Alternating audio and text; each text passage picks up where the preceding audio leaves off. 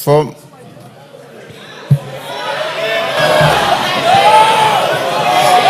Kimani Ichungwah. Thank you. Kimani Ichungwah will speak. Thank you, Honorable Speaker. Ichungwah will speak. Thank you, Honorable Speaker. Honorable Speaker, let me first welcome members back to the House after the long recess and join you in thanking members even for showing up during the special sitting last month. Honorable Speaker, I also take cognizance of the issues before you and before the House. Let me start on a light note, Honorable Speaker, by saying to my brother, Honorable Junet, he said that this seat seems to be warm. And this seat is a seat like any other in this House. I know in a presidential system, Honorable Speaker, any member can sit anywhere. And if the Honorable Junet feels this seat is warmer than his, we must make sure that we warm Junet's seat wherever he sits so that he feels the warmth of the House. Honorable Speaker, the matter before us is a straightforward matter. And I want to agree with many of the things that have been said, including what the Honorable Karoli Omondi has just said, that the import of this court ruling has nothing to do with past decisions of this House over the last 2 years. Because decisions of the House, whether it is legislation, whether it is approvals that we make, are not made by a party. Neither are they made as business owned by the leader. Order, Bensouda. You can't just dash across the floor like that. Order.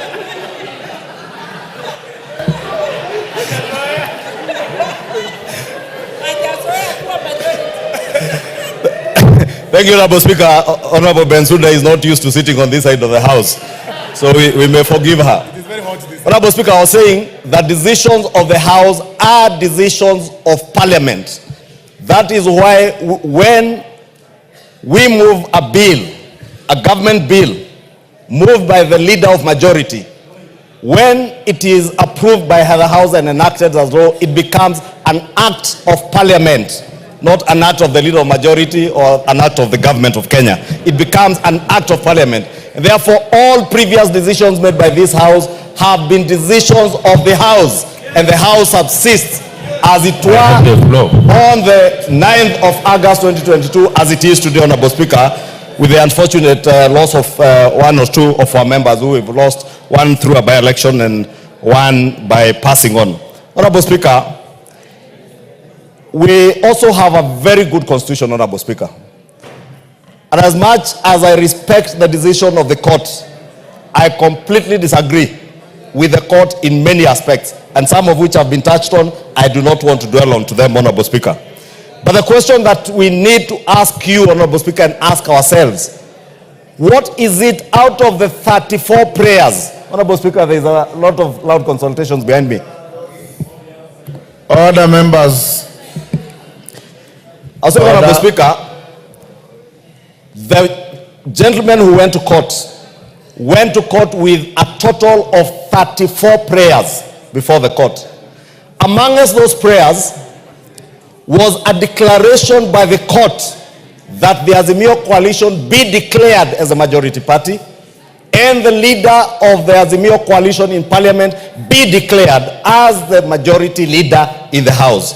The court declined to give that declaration or that ruling.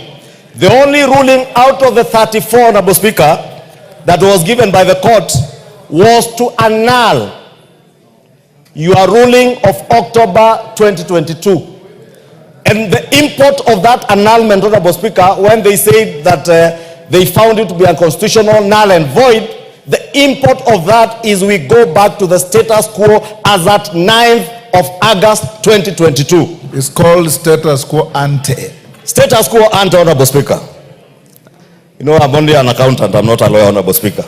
But at least, I also know, Honorable Speaker, because I studied in commercial law, in my accounting studies, the doctrine of ultra vires, where anything that is ultra vires the Constitution, any statute, give him a minute.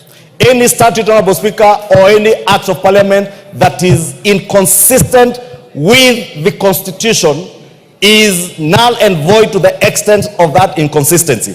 And I was saying we have a beautiful constitution because this constitution gives powers, or rather powers to enjoy rights, including the right of association, which is the most important thing in our constitution. Chapter 4 is what, chapter 4 for constitution on the Bill of Rights is what has built our constitution as amongst the most progressive constitutions in the world.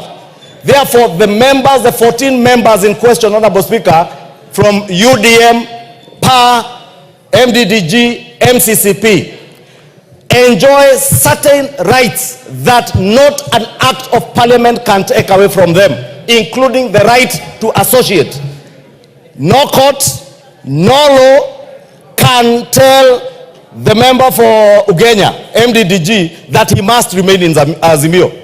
There is no court, no act of parliament, including the Political Parties and the Political Parties Coalition Act that was acrimoniously passed in this house at the tail end of the last parliament, can force the 8 members of UDM to associate with Azimio. That cannot happen, Honorable Speaker, and that is why to a large extent I disagree with the court, because those 14 members enjoy certain inalienable rights to enjoy their rights of association, to associate with the political coalition they desired. And they told us, Honorable Speaker, letters were tabled, including letters, Honorable Speaker, that I have seen from the Register of Political Parties, ascertaining that MDDG, UDM, PA, Maendeleo Chap have left Azimio.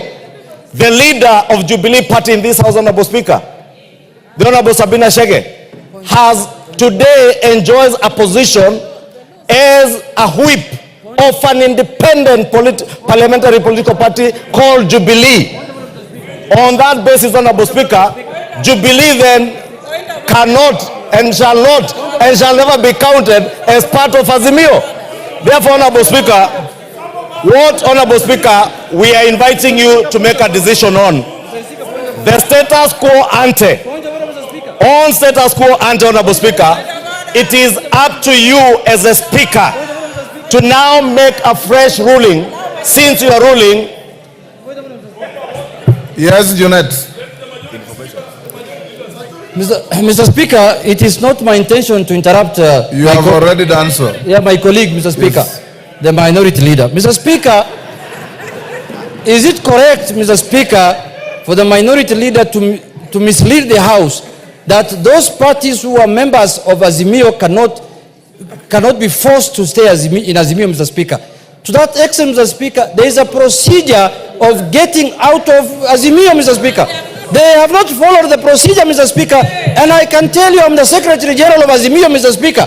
They only wrote letters to me. They never followed the procedure, Mr. Speaker. And Mr. Speaker, I can see David Ochieng wants to respond to me. That's one member party, Mr. Speaker. We don't discuss in this, Mr. Speaker. Order, Honorable Junet. Don't disparage your colleagues. You are better than that. Kimani Ichungwah, you have 1 minute. Honorable Speaker,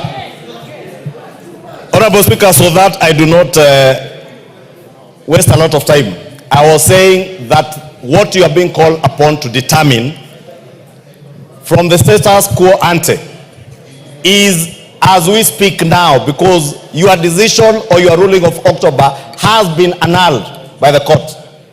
Respect to that court ruling is paramount, and you must respect it. And that is why, Honorable Speaker, myself, in respect of that court ruling, today I have appeared here and decided to sit with my brother, Honorable Junet, wherever I can sit, Honorable Speaker, because that ruling being annulled now calls on you to now look at the facts as they are today and numbers as they are. Honorable Speaker,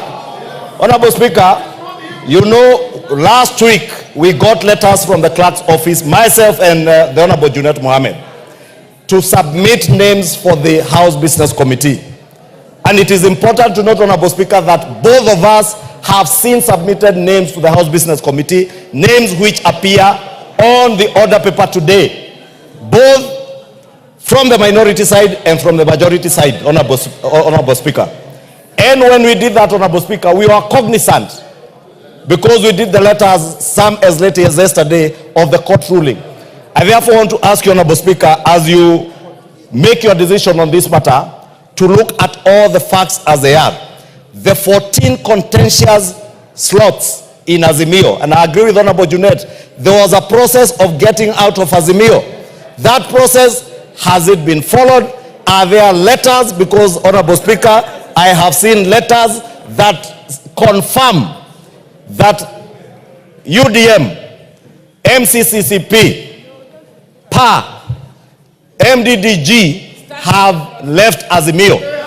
The Honorable Sabina Chege, Honorable Speaker, I am speaking about the letters, Honorable Speaker, that I have, which I will table before the House, Honorable Speaker, because I have copies in the office from the Registrar of Political Parties. And therefore, Honorable Speaker, I want to beg of you that as you make that decision, look at those facts. Also, Honorable Speaker, look at the facts that today, Honorable Speaker, the Honorable Osoro did submit a letter to you on my nomination and election as a leader of majority in September of 2022, signed and assented to by over 171 members of this House. The Honorable Junet Mohammed, late last year, after the Honorable Pio left, did submit the whip.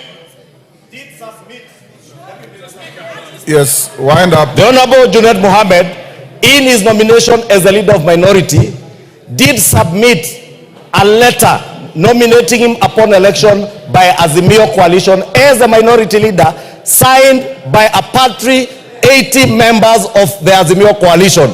Actually less than even what is provided for in our own standing orders, Honorable Speaker.